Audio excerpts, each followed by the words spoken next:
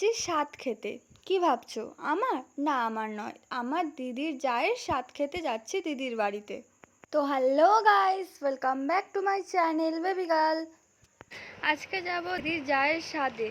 তো ওই কারণে আমি দিদির যার জন্য কি কি গিফট কিনেছি, এই একটা শাড়ি, এই সিঁদুর কোটোটা কিনে নিয়েছি একেবারে। আর যেহেতু স্বাদ বাড়ি ওই কারণে তো আলতা সিঁদুর দিতে হয়, তাই আলতা সিঁদুর কিনে নিয়েছি।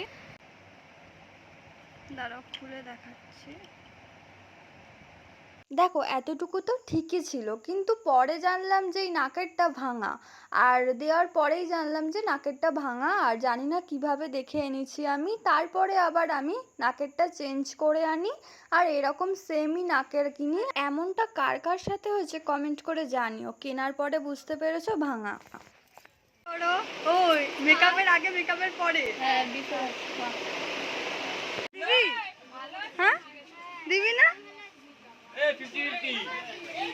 হাই কর, হাই কর, না হাওড়া তো নিচের দিকে পাহাড় নামানো আছে সেই জন্য যাচ্ছে আসছে না।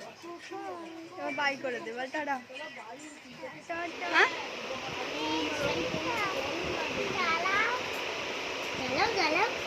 দেখো লাইট জুতো পেয়ে আমার বাবু তো একেবারে খুশিতে পুরো ভরপুর হয়ে গেছে। আর এই লাইট জুতোটা যখন ওর জন্য কিনেছিলাম তখন ওকে আমি ভিডিও কল করে কিনেছিলাম, আর ওই পছন্দ করেছিল।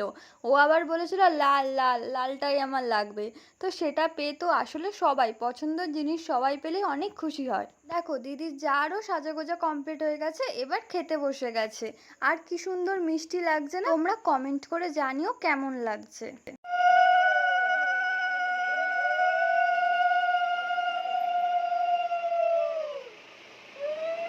বড়দের আশীর্বাদ পর্ব হয়ে যাওয়ার পর আমিও গিয়ে কিছু খাইয়ে দিলাম আর গিফটটাও দিয়ে দিলাম।